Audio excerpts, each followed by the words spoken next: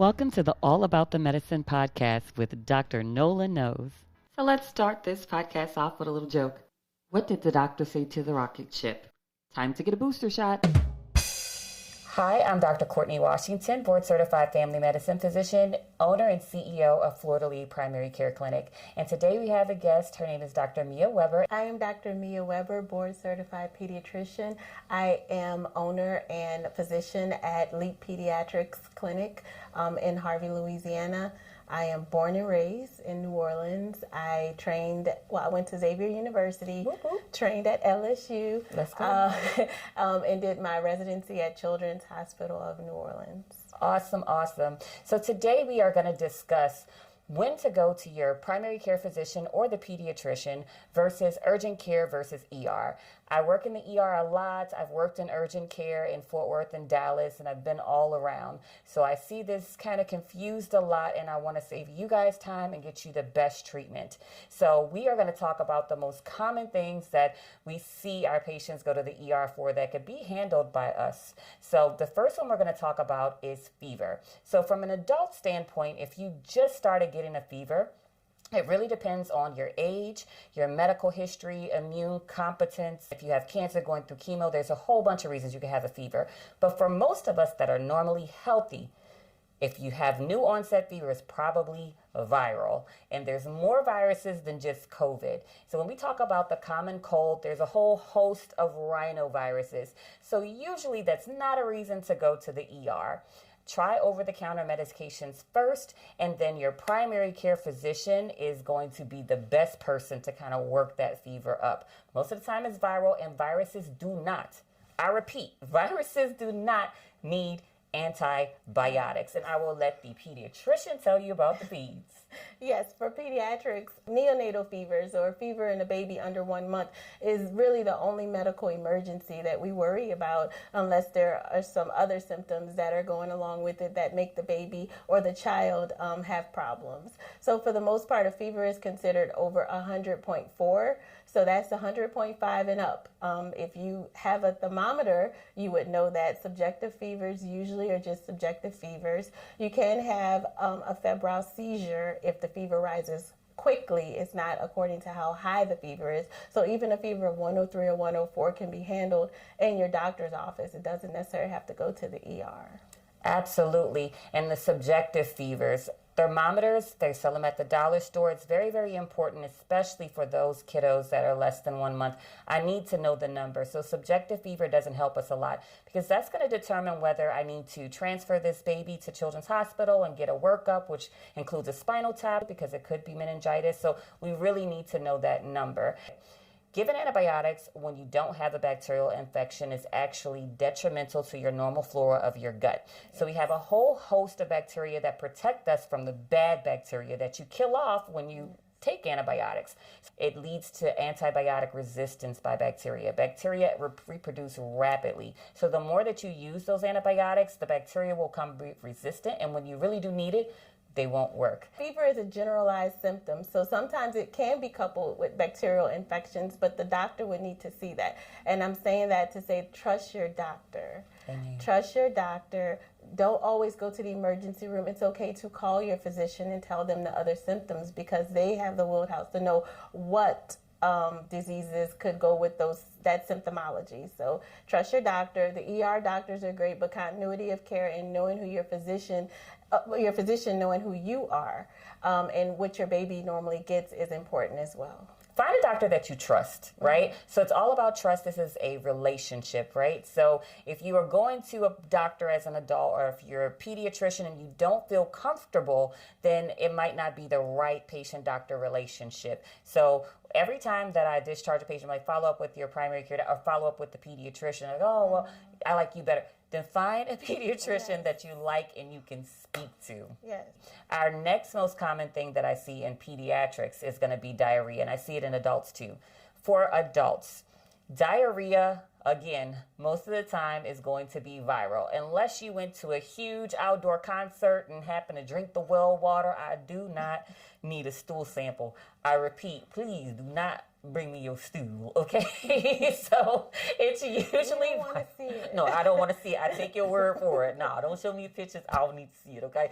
So most of the time it's going to be viral, and they do have over-the-counter things like Imodium AD. The biggest thing is going to be definitely see your primary care physician that knows all of your past medical history. Imodium is probably what I'm going to prescribe, or I may prescribe Lomotil is what I prescribe for resistant diarrhea. So a lot of the time, just remain hydrated, right? Stay on top of the fever with Tylenol. Please do not just have a fever, adults, for as 104 for 4 days. That's not a good thing. Dehydrating yourself, and that can lead to an acute kidney injury, and then you can get really, really, really sick. So definitely see your primary care doctor based upon your history. It might be a UTI, it might be other things. I don't know, but definitely see me. If it is the weekend, and let's say you really, really feel like the diarrhea is becoming too much, Imodium isn't working, depends on your medical history, and please consult with your physician. These are general recommendations, right? Urgent care is fine, but again, your primary care doctor is going to be a better alternative because they know you and they know your medical history. And urgent care, maybe plus or minus. ER, definitely not. The only time to go to the ER for diarrhea would be if you see massive amounts of blood in your stool. Massive amounts. This has been going on all day, then yes, please go to the ER. That is an emergency because you could be hemorrhaging. We don't know. So, pediatric version of diarrhea. Pediatric version of diarrhea. Well, I'm a bit of a specialist in poop because I see a lot of diapers.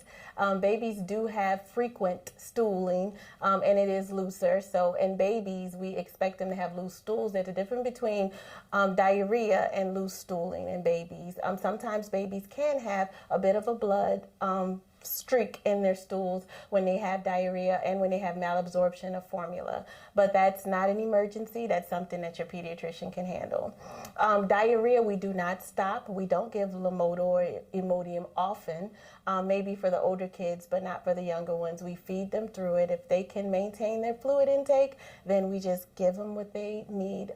Brat diet, bland things, nothing too spicy. Don't do red things because it can scare you if it come out the other end really fast. But we do give Pedialyte temporarily, but we start those calories going over the next day or so. We don't want 3 days of Pedialyte. Parents tend to think that it's okay, but Pedialyte doesn't have calories. We still need to feed the kids, and so they won't become lethargic. But an emergency would be diarrhea and dehydration, less tears, the child looks lethargic, and things like that. So. And then at what age would we do Lomotil for pediatric patients? I would say over 12 years old for the most part, but most times I've never had to do that. If they just keep up with the brat diet, we give them some Zofran to help settle their stomach. It's very rare that we give Imodium, partly because kids can be poor historians and then they get bloated, and the Lomotil can also cause some cramping as well. Yes. So we tend to not want to do harm. So we tend to say, feed the baby, give them some, bulking, some starchy stuff like mashed potatoes, bread, rice, crackers, and brothy things, clear fluids, and they tend to do okay.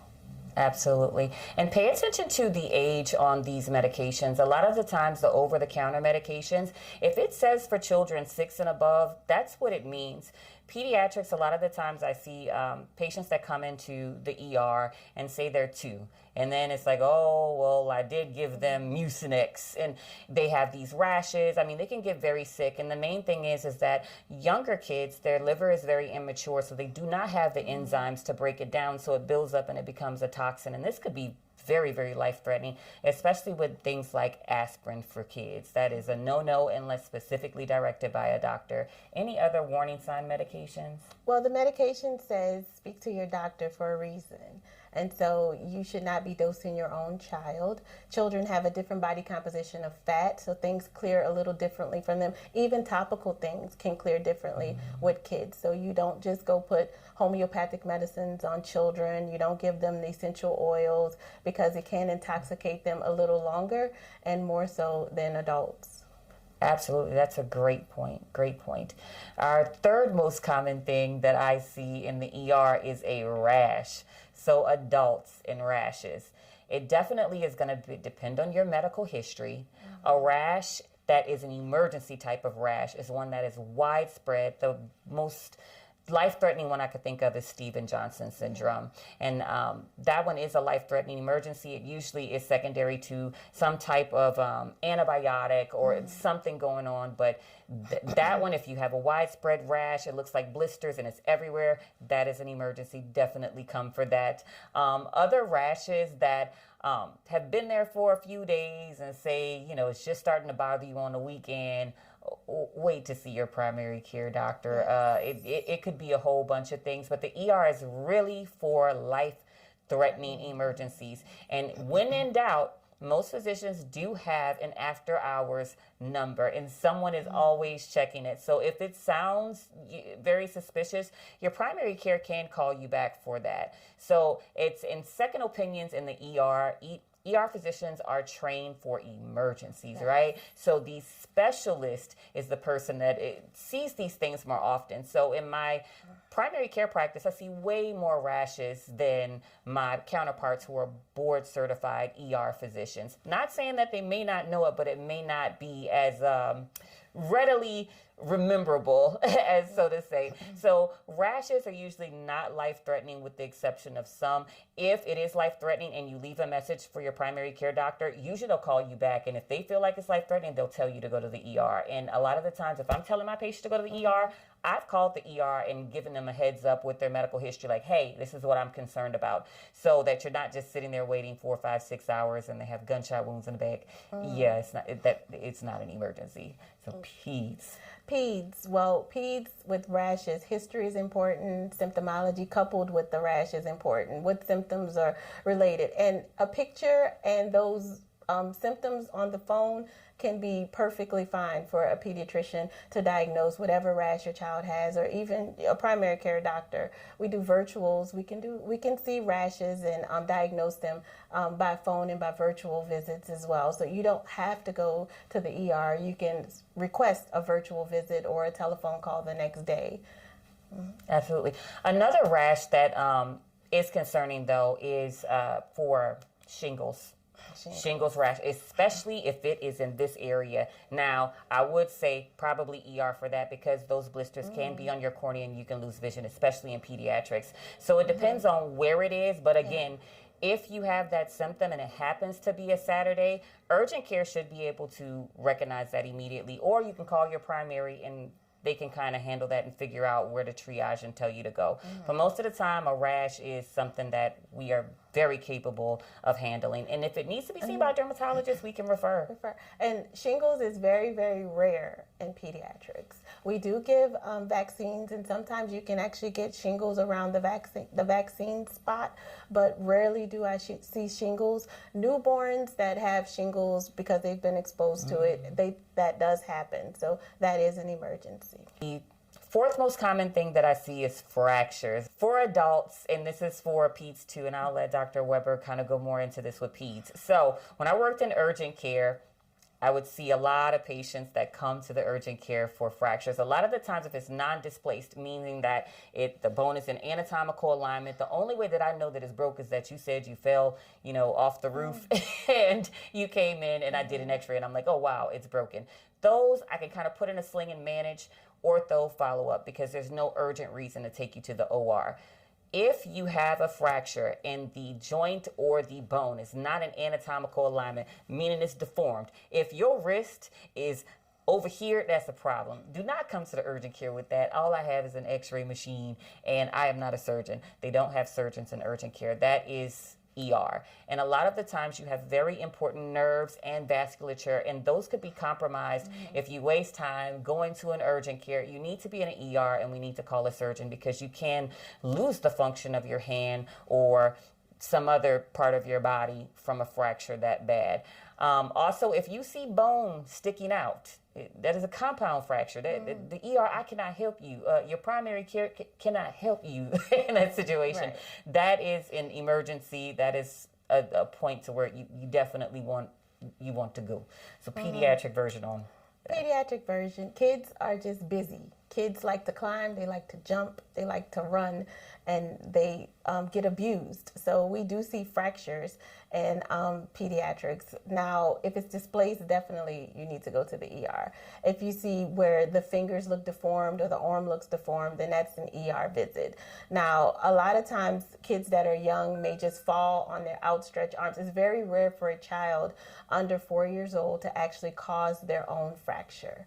Kids are kind of made to bump and bruise and bend, and they do bruise, but they don't necessarily fracture themselves. Now, if they fell from a 2-story building, that's a bit of negligence. That's a bit more involved. They should go to the ER.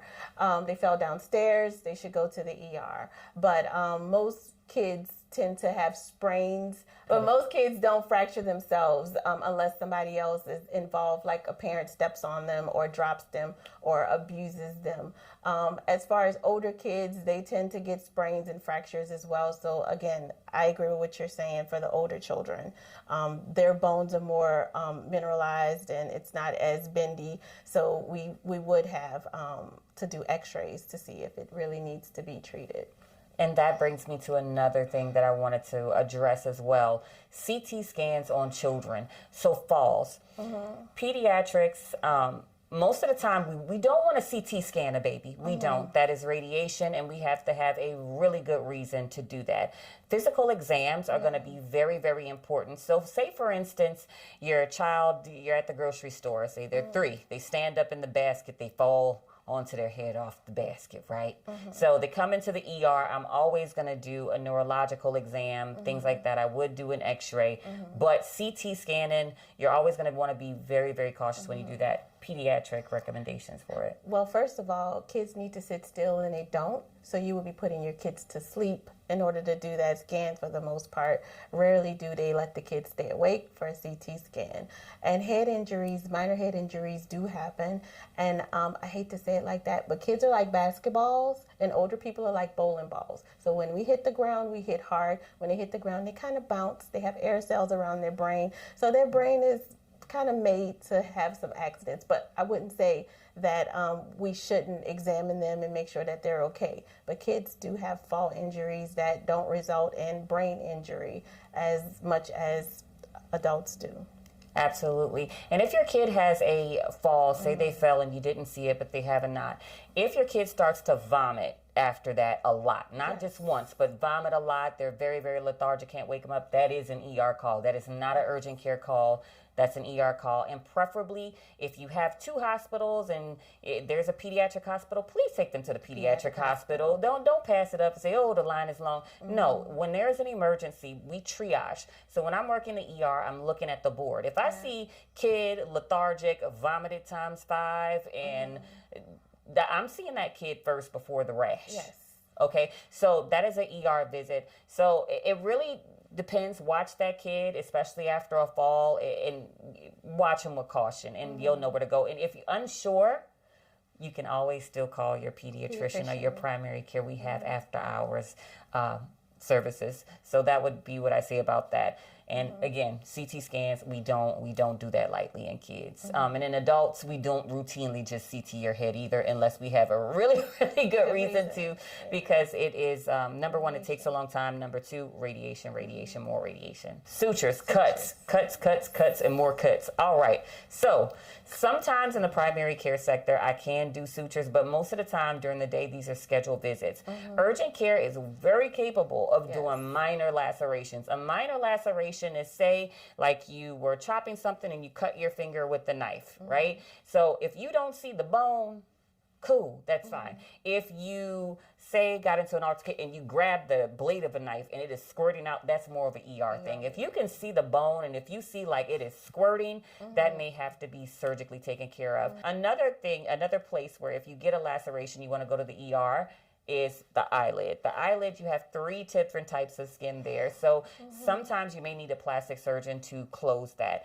Things that are deep cuts on the face. The face is very, very vascular, very, very opportunistic place to where you can get infections that may spread to the brain and lead to complications. So usually in the ER, the urgent care, we don't want to handle that. Sometimes that may have to go to the ER and go to the OR to have it very well cleaned out. So recap, if you see the bone, that's an ER stitch, right? If you have a long laceration, that's the ER. So if anything other than something that's minor, I wouldn't say anything longer than maybe 4 inches. And if you see, what do you guys do about teeth? Missing teeth. Missing teeth. So it depends, right? And it depends on the age. It depends on the age. So that gets complicated. Missing teeth, if it's freshly knocked out and you can see the root, right? Yes. So you see the root. You pick that tooth up, right? If this is say a football injury or something like that, they usually have it. They can put it in milk or something like that. I just put it back in the socket. If the tooth has been in half and you can see the pulp, which is like the middle of the tooth, that's a dentist. I can't do anything about that. Yeah. I've had a kid that fell on stairs and basically the tooth went into the gums. I can't fix that in the ER. We're not dentists. And that brings me to dental pain. That's my pet peeve. Dental pain. We're not dentists. Dentists go to dental school. So if you have an abscess in your mouth or something like that, I don't know how to pull a tooth. I could go get the pliers, but you wouldn't want me to do that, okay? So I'm not dentist. The only time that we can call a maxillofacial surgeon is, say, if there is a tooth abscess and it is huge. It can spread to the brain, so that is a life-threatening emergency. Maxillofacial will come out for that. But other than that, if it's like a cavity or you need a root canal, or even if the tooth is kind of jammed up a little bit, not a super big emergency and they're not going to come out, you'll have to follow up with the dentist when they're open. For pediatrics, you treat it differently based on if it's a primary tooth or if it's the permanent tooth. So I guess with kids that I've had a lot of kids push their teeth back in, they thought they could fly and they landed on their face. That happens quite often in pediatrics. Sometimes we save the teeth, sometimes they don't. If it's a football injury, as you said, you could put it back in if you see the root, put it in milk and go straight to your emergency room so somebody can put that in within a couple of hours.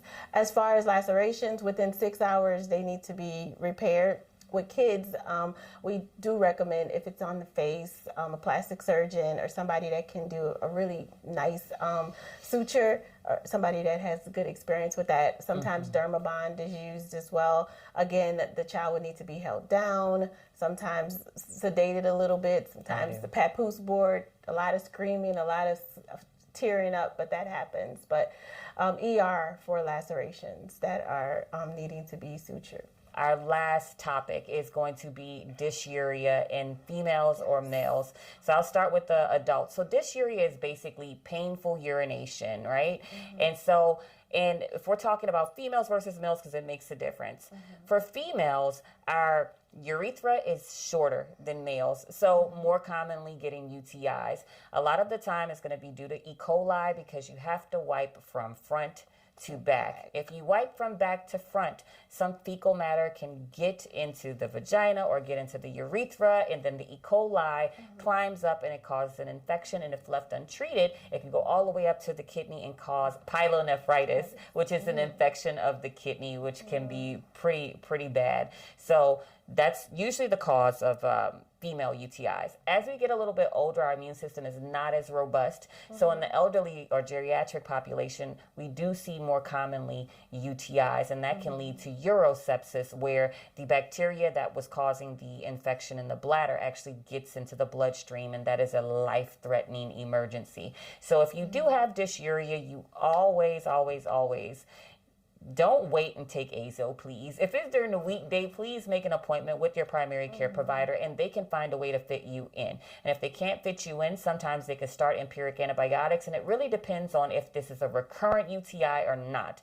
We don't usually like to start empiric antibiotics unless it's over the weekend or something like that, because we want a urine culture. If we start you on antibiotics, we don't know what bacteria it is. We don't know what it's sensitive to. And the more that we treat empirically, the more resistant those bacteria get. So that is a primary care type of visit, or if it's on the weekend, and especially if you're elderly, that's perfectly fine for urgent care, so that you can be seen, they can get a urine culture and give you antibiotics for it.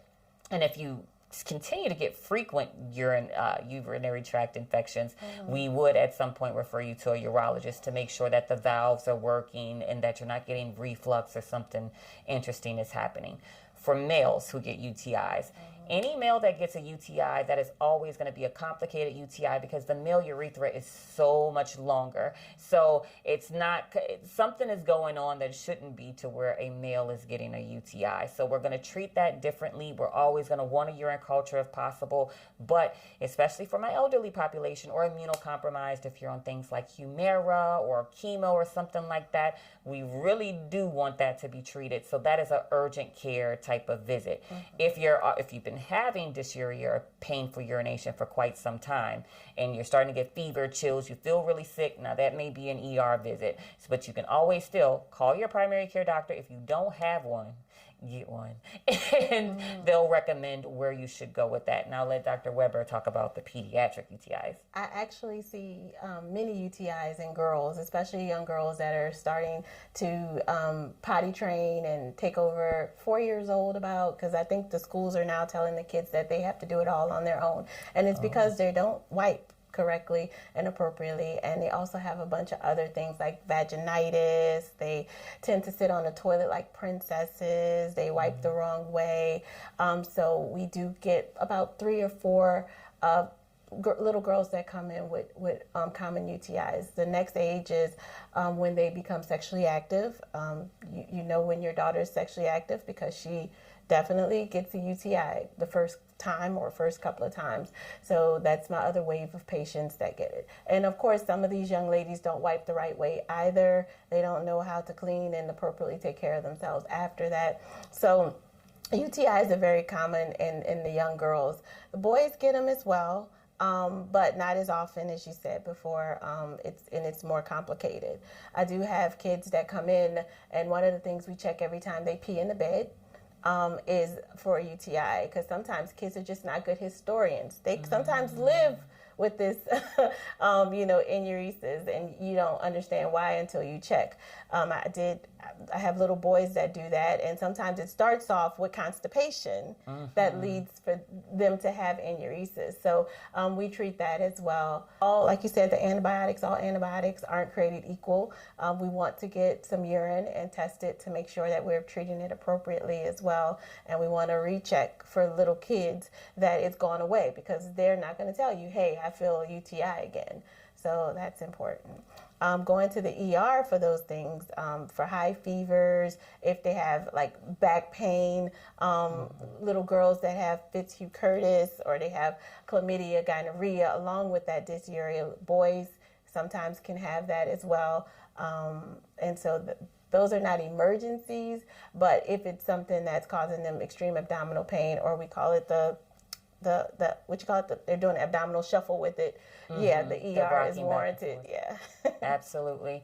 So I hope this really gave you guys a good overview of when to see your primary care physician or your pediatrician versus the ER versus urgent care. So just to summarize, we know our patients a whole lot more. It's a whole lot more intimate type of relationship. Most of my patients, I know their medical history, I know them. So it's better treatment because I'm going from a different lens. I would treat that patient, or what treatment is going to be appropriate, because say if, for example, I have a patient that's on Humira for psoriatic arthritis, right? And they're coming in with dysuria. That would probably definitely change my course of action of what antibiotic I would pick based upon their medical history. And that's kind of hard sometimes to get in the ER when so many things are going on. And then if I get a sample and I send it off for culture in the ER, the follow-up. ER physicians, we work in shifts, right? So it's not going to be the same person. So it's not going to be a good continuity of care. So we're almost like the specialists when it comes to overall triaging and figuring out what is going to be the best plan of treatment for you.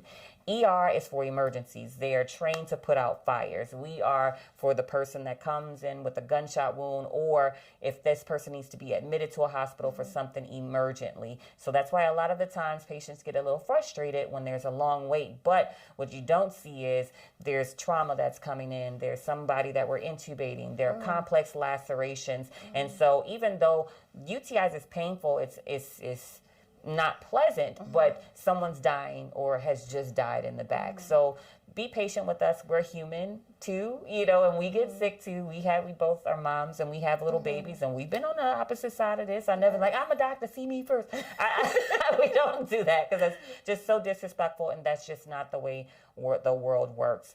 The urgent care, I like it. It's a cool little niche. I mean, it's for urgent things that are not super major things. Most urgent cares only have an x-ray machine, and some of them don't really have much in the way of staff. It's for very, very basic things. Do you think you have the flu and you want a flu test? Knock yourself out, right? Like strep, things like that. If this is a complex rash and you've been to every specialist in the world and you want a second opinion from urgent care or ER, baby, we not the ones. We sending you to a specialist, right? So this is like the gateway into these specialists. Trust your doctor.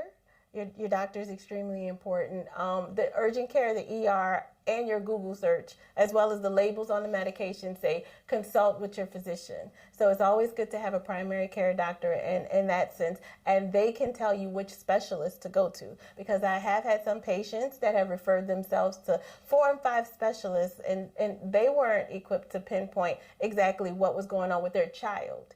You know, you have to do some preliminary tests first to see where you need to go next, and there's a step process. So, and you don't want to do invasive stuff to your kids. You're sending them to a GI to be scoped. You're sending them to a respiratory therapist to get this tube up, the ENT to get this procedure. And those specialists are basically, they specialize in doing procedures. Correct. Some of those procedures are invasive. The general doctor tells you what they think you need to prevent you from doing unnecessary procedures on your child or yourself. Absolutely, because there's an overlap. For example, if I have a kid that's, say, 10 years old and is having enuresis, right? The first thing I'm doing is not referring to a urologist. I'm going to do a whole lot of digging in background first. Is this kid being bullied? Is this kid nervous? Was there a recent divorce? Sometimes it can be psychological, and they may need a psychologist or a psychiatrist other than a urologist who may end up doing a cystoscope or something invasive. So that's why you have to trust your doctor, because there is a lot of overlap when it comes to specialists. And we always want to go least invasive to most invasive. And I leave that for a step up. Another thing is when it comes to adults with, say, for instance, back pain, right? I always tell patients when I'm in the ER, back pain is not just back pain. It could be rheumatological. It could be a malignant tumor that's compressing on the nerves. It could be multiple myeloma, which is a form of cancer. Don't just make an appointment with the orthopedic surgeon. They're not going to be thinking that way, because most of the time they're referred, so they've been screened by a physician. So when I refer a patient to orthopedic surgery, I've already done x-rays. Sometimes I may have even ordered an MRI, and I'm like, oh, this guy has spinal stenosis, which means that they have arthritis in the central canal of their vertebra, and it's pressing on their spinal cord. So we know that probably they need a laminectomy, which is they take a part of the bone to relieve that pressure, right? So that's what they're expecting. So when you make an appointment with the orthopedic surgeon because you have back pain and you don't have any x-rays, you don't have anything, this could be lupus, it could be a whole bunch of host of things, but that's not what they're going to be looking for, and you're actually delaying the proper diagnosis and may get unnecessary procedures that you don't need because Google is not as equipped as our medical degrees. We study this stuff, we eat, live, and breathe it, we read the updated stuff. Like, we are thinking with you, we're teasing out every little thing. And when I refer you to a surgeon, they are surgeons. So you probably need surgery. I'm not usually referring to a surgeon unless I feel like you need surgery, and we talk about it because surgery is always a life or death situation. It's anesthesia, it's recovery, it's all of those things, and we leave those last, because once you cut, you've been cut, right? Right. So definitely. And we know that we have our team of surgeons that are and other specialists that know and are more experienced in certain aspects with certain patients. And also it's about the personality, right? Certain surgeons or specialists kind of would be more of a better fit for certain patients. As a medical community, we're pretty tight. We see each other a lot. We work with each other a lot. And we always try to pick the best specialist that's going to understand your specific need. And also it's about a trust factor, how that person would engage with you. So trust us. Trust us, and we trust certain specialists. And they call us and they say, "Why'd you send this patient to me again?" You'd be like, "Why is that patient going to you?